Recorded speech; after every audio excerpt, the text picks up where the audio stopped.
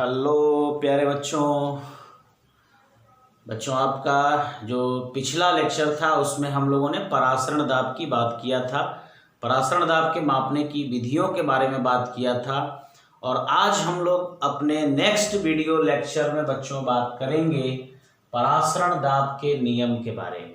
ठीक है कि परासरण दाब के नियम किस तरीके से वान ठाफ नामक वैज्ञानिक ने प्रतिपादित किया, कैसे वो कॉन्सेप्ट दिया। इन्होंने देखा था कि तनु विलयनों के परासरण दाब के जो एक्सपेरिमेंटल वैल्यू है, जो प्रायोगिक मान है, उसका अध्ययन किया वान ठाफ ने और बताया कि गैसों और अवाष्पशील विलेयों के तनु विलयनों के गुणों में समानता होती है।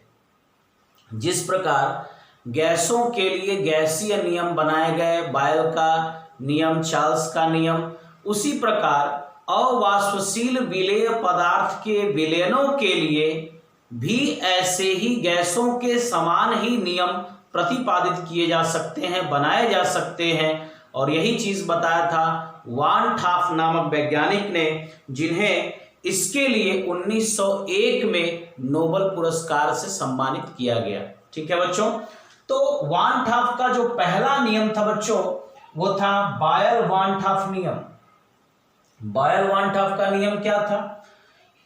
इनके अनुसार यानी वान ठाफ के अनुसार स्थिर ताप पर किसी विलयन का परासरण दाब, स्थिर ताप पर किसी विलयन का परासरण दाब P विलयन की सांद्रता C के समानुपाती होती है।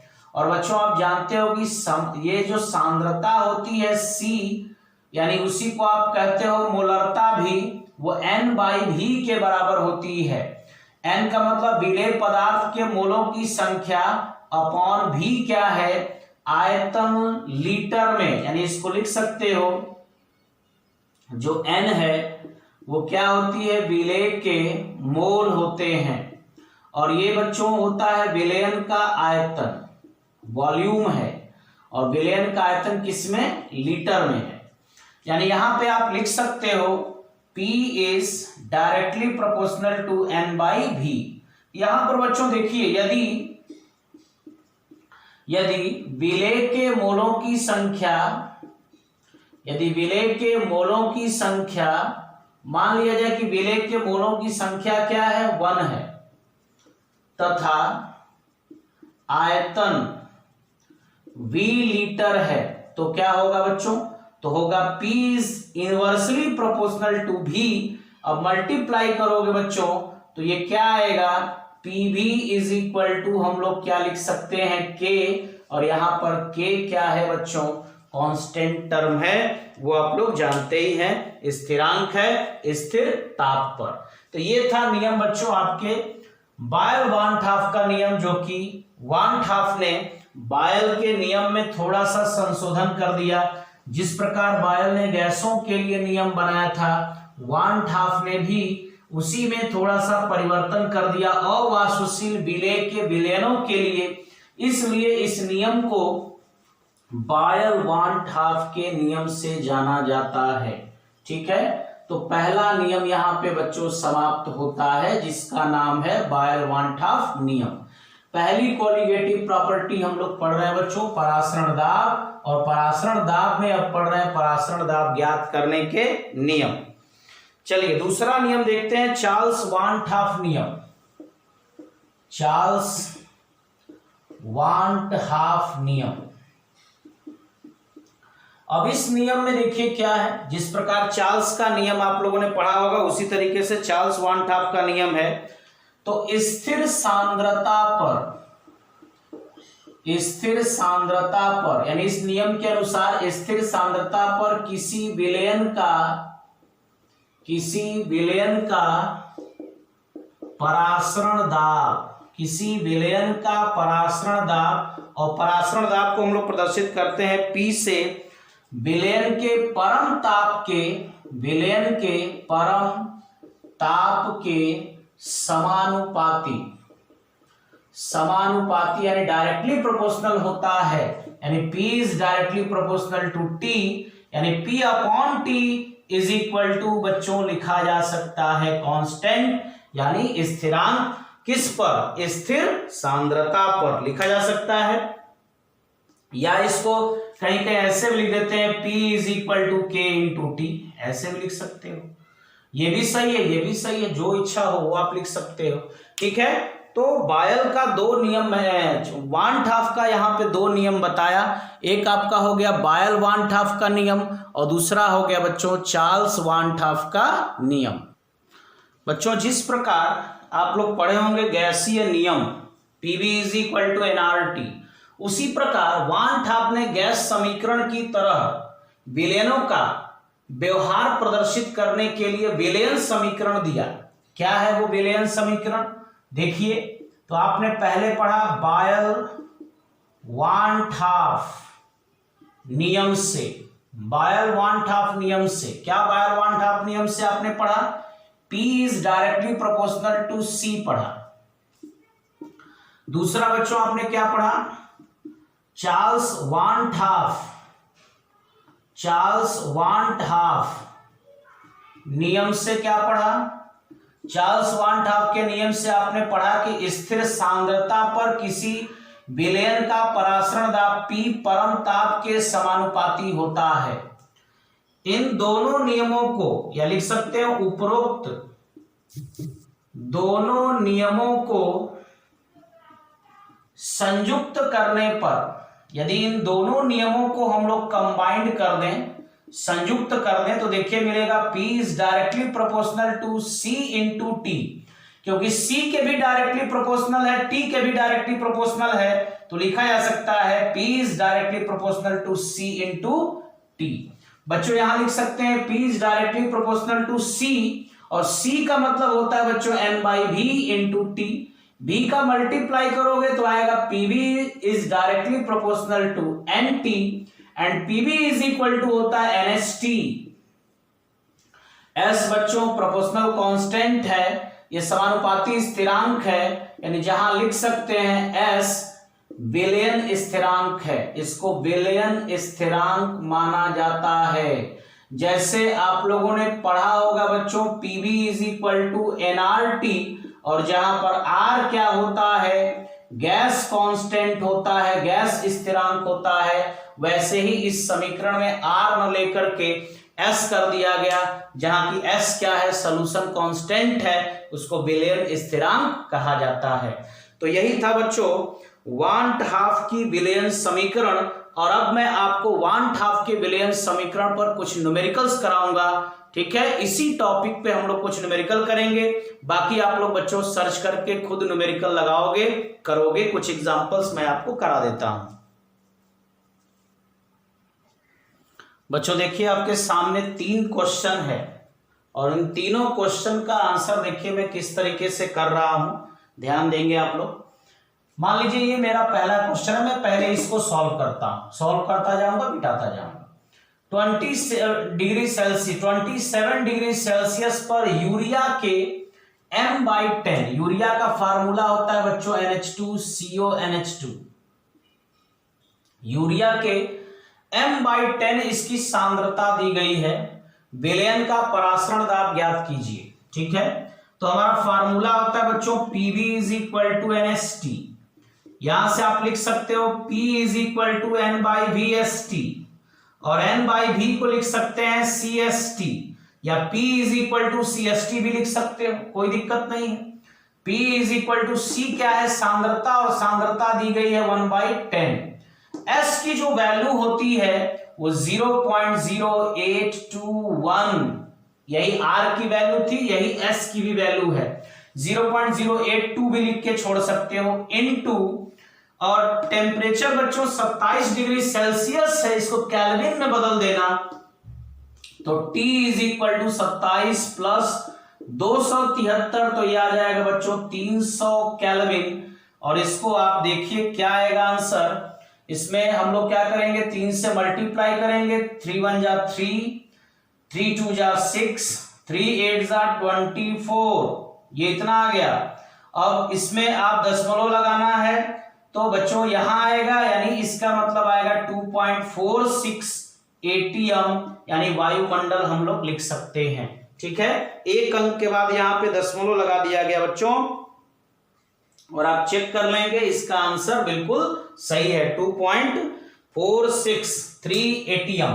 तो ये हो गया आपका क्वेश्चन नंबर 3। इसको आप चाहे पहला मान लीजिए, दूसरा मानिए, जो मानना है मान सकते हैं। मैं एक एक क्वेश्चन करता जाऊंगा और मिटाता जाऊंगा। देखिए आगे अगला क्वेश्चन क्या है हमारा, 27 डिग्री सेल्सियस पर 5% विलयन यूरिया का परासरण दाब ज्ञात करना है। फिर फार्मूला हो गया हमारा Pv is equal to NST। 5% urea का अर्थ क्या है, 5% यूरिया का अर्थ है 100 ml यूरिया के विलयन में 5 ग्राम यूरिया है। ठीक है, यानी W की वैल्यू 5 ग्राम है। अब यहां से देखिए Pv इज इक्वल टू, अब यहां N इज इक्वल टू होता है बच्चों W बाई M, पहले से जानते हो, S इंटू T यहां लेंगे।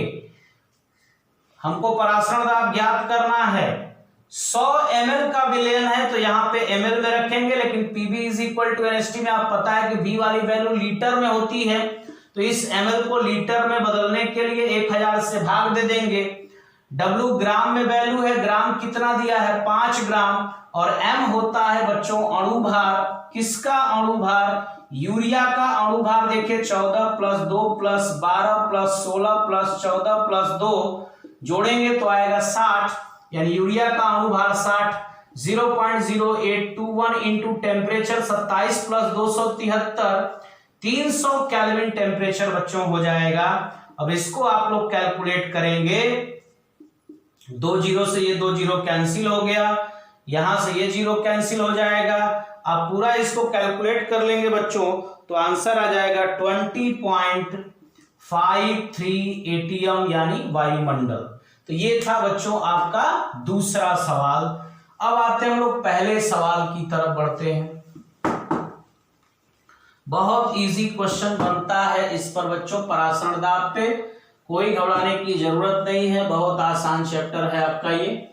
पहली कॉलिगेटिव प्रॉपर्टी अभी आप लोग पढ़ रहे हो। ठीक है, चलिए इस क्वेश्चन का सॉल्यूशन जब आप करोगे, फिर फार्मूला है हमारा Pv is equal to NST।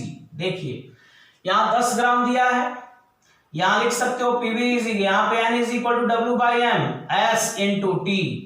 P pressure यानी परासरण दाब आपको दिया हुआ है कितना 1.18 गुणे आयतन, आयतन कितना है 1 लीटर बराबर W कितना ग्राम 10 ग्राम बटा में अणु भार हमें ज्ञात करना है, और S की वैल्यू 0.0821, टेम्परेचर 10 डिग्री सेल्सियस, 273 में 10 जोड़ेंगे 283 केल्विन, और यहां से जब बच्चों हम लोग M की गणना करेंगे तो हमारा आंसर आएगा 196.90, और यही क्या हो जाएगा इसका अणु भार हो जाएगा। आप लोग कैलकुलेशन कर लेना बच्चों, मैं यहां गुणा भाग करूंगा, वीडियो लेक्चर और बड़ा होगा, कोई फायदा नहीं होगा।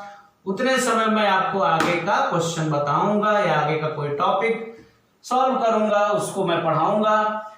कैलकुलेशन आप लोग खुद करके चेक कर लेना, आंसर को मिला लेना। ठीक है बच्चों, देखिए अब अगला टॉपिक हमारा क्या है बच्चों, अभी हम लोगों ने परासरण दाब तो पढ़ लिया बच्चों, अब हमारा अगला टॉपिक है समपरासारी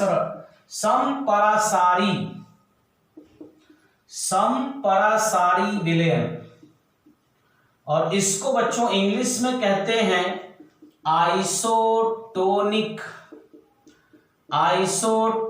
सॉल्यूशन। समपरासारी विलयन, समपरासारी माने जिनका परासरण दाब क्या हो समान हो। ठीक है, तो समपरासारी विलयन को बच्चों पढ़ने से पहले मैं आपको और भी चीज बता दूं कि अल्पपरासारी विलयन क्या होता है। अल्पपरासारी विलयन, फिर होता है बच्चों अति परासारी विलयन। अब समपरासारी विलयन क्या है और अति परासारी विलयन क्या है, अल्पपरासारी विलयन क्या है। समान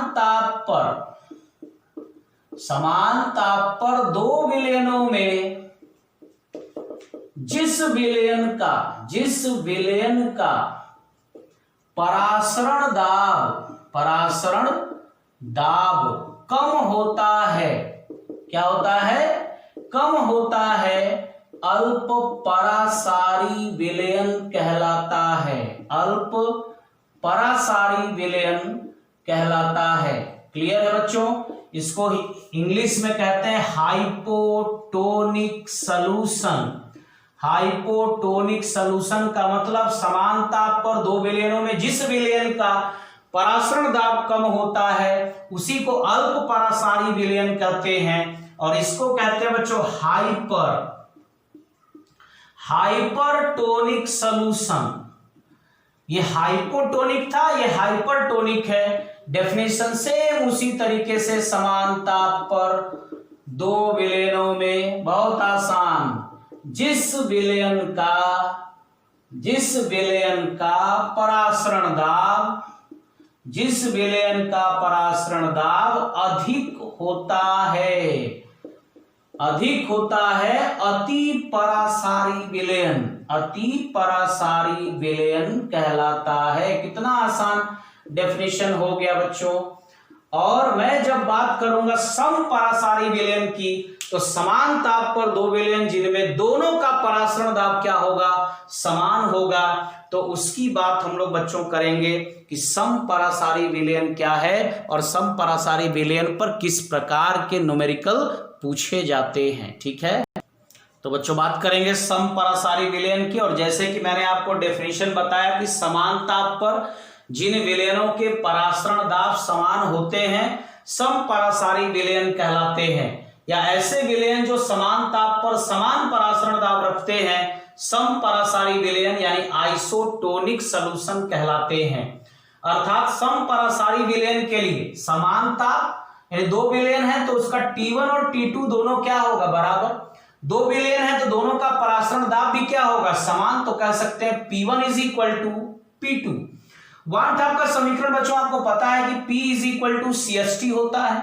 अगर मान लीजिए पहले वाले विलयन के लिए हमने P1 लिया, ये कंसंट्रेशन है, इसको C1 मान लिया, ये हमारा कांस्टेंट टर्म, और टेम्परेचर हो गया T1, इसको मान लिया समीकरण 1। दूसरे के लिए क्या होगा, यहां पे देखिए इसको C2 मान लिया S, और ये हो गया बच्चों आपका दूसरा समीकरण।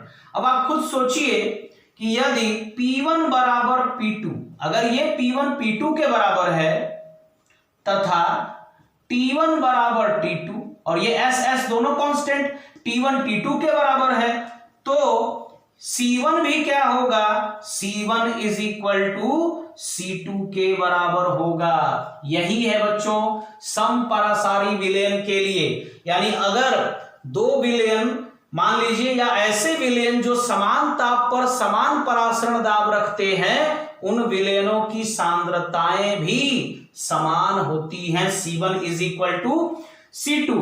इसको बच्चों आप ऐसे लिख सकते हो N1 upon V1 is equal to N2 upon V2। ये भी समीकरण बन जाएगा क्योंकि C is equal to N by V होता है। चूंकि N is equal to W by M, चूंकि N इज इक्वल टू होता है W बाई M, तो यहां लिख सकते हैं W1 upon M1 into V1 is equal to W2 upon M2 into V2। ये भी समीकरण हो सकता है बच्चों। ठीक है, तो आपने पढ़ा बच्चों अल्प परासारी विलयन क्या होते हैं, यानी समान ताप पर ऐसे विलयन, ऐसे दो विलयन जिनमें जिसका परासरण दाब कम होगा वो अल्प परासारी विलयन होगा, जिसका परासरण दाब ज्यादा होगा अति परासारी विलयन होगा, जिसका परासरण दाब बराबर यदि हो जाए दोनों का तो इसको कहेंगे समपरासारी विलयन। और समपरासारी विलयनों के लिए फार्मूला भी मैंने आपको बता दिया है। अब मैं क्या करूंगा बच्चों कि समपरासारी विलयन का कुछ सवाल, कुछ न्यूमेरिकल्स मैं आपको लगवाऊंगा। ठीक है बच्चों, देखिए फिर नेक्स्ट क्वेश्चन हमारा समपरासारी विलयन पर, ये न्यूमेरिकल क्वेश्चन है। एक दो न्यूमेरिकल क्वेश्चन मैं करा दूंगा, बाकी आप लोग स्वयं करोगे। क्वेश्चन हमारा 8.6 ग्राम प्रति लीटर, यानी 1 लीटर में इतना ग्राम यूरिया घुला है का एक विलयन एक अवाष्पशील कार्बनिक पदार्थ X कि 5% विलयन का समपरासारी था। क्लियर बता रहा है कि समपरासारी विलयन है, तो कह रहा है कि x के अणुभार की गणना कीजिए। बच्चों जब भी इसका सवाल आएगा तो आपको दो पदार्थ मिलेंगे, एक तो यूरिया मिला और दूसरा आपको कार्बनिक पदार्थ बच्चों X मिला। तो एक तरफ आप यूरिया कर दो, दूसरे तरफ कार्बनिक पदार्थ X कर दो। इसी का फार्मूला था N1/V1, या डायरेक्ट मैं पूरा फार्मूला लिख देता हूं, W1/M1 into V1 is equal to W2/M2 into V2।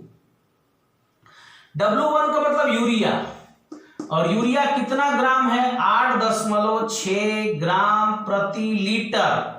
प्रति लीटर का मतलब हो गया बच्चों 1000 ml, V1 हो गया। और अणुभार यूरिया का कितना होता है, 60, यहां रख दिया, बराबर इधर वाला कार्बनिक पदार्थ हमारा X है, और कार्बनिक पदार्थ 5% विलयन का परासरी था।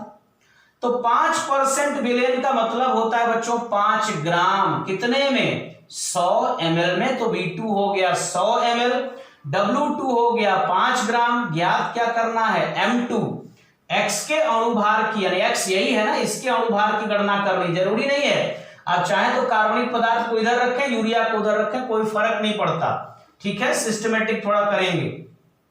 अब बच्चों यदि आप इसको सॉल्व करोगे तो यहां पर कार्बनिक पदार्थ के अणुभार की गणना करोगे तो आएगा 348.8। इतना बच्चों आपका आएगा, कैलकुलेशन कर लेना, सवाल बढ़िया से चेक कर लेना, ठीक है, सेटिस्फाइड हो लेना।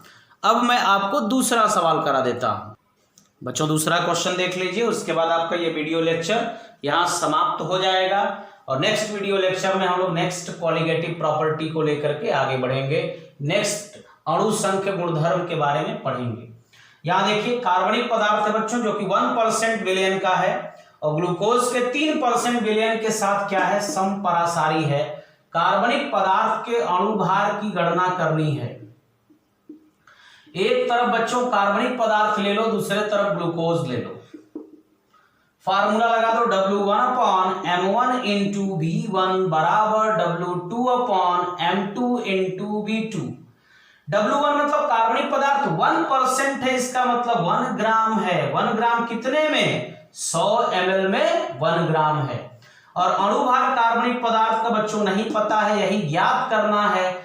W2 ग्लूकोज क्या है, 3%, मतलब ये 3 ग्राम है, कितने में, 100 ml में। और ग्लूकोज का अणुभार देखिए C6H12O6, 6 × 12 प्लस 12 × 1 प्लस 6 × 16, 12 छक्के 72 प्लस 12, 16 छक्के 96, जोड़ दीजिए आएगा बच्चों 180। मुझे तो याद ही है, मुझे याद है, मैं आपके लिए बता रहा हूं, ठीक है, इसको आपको निकालना है बच्चों। ये देखिए 100 से 100 ये कट गया, और 3 से ये कट जाएगा 60 बार में, क्रॉस मल्टीप्लीकेशन, यानी अणुभार कितना आ गया कार्बनिक पदार्थ का, 60। ठीक है, समझ में आई बात बेटा। तो इस तरीके से आप लोग आज क्या पढ़े, परासरण दाब के नियम पढ़े, समपरासारी विलयन पढ़े, अल्प परासारी विलयन पढ़े, अति परासारी विलयन पढ़े, और समपरासारी विलयन पर बच्चों आप लोगों ने न्यूमेरिकल भी लगा लिया। और इस तरीके से परासरण दाब यहां पर पहली कॉलिगेटिव प्रॉपर्टी हम लोगों के बच्चों समाप्त हो रही है। ठीक है, दैट्स ऑल।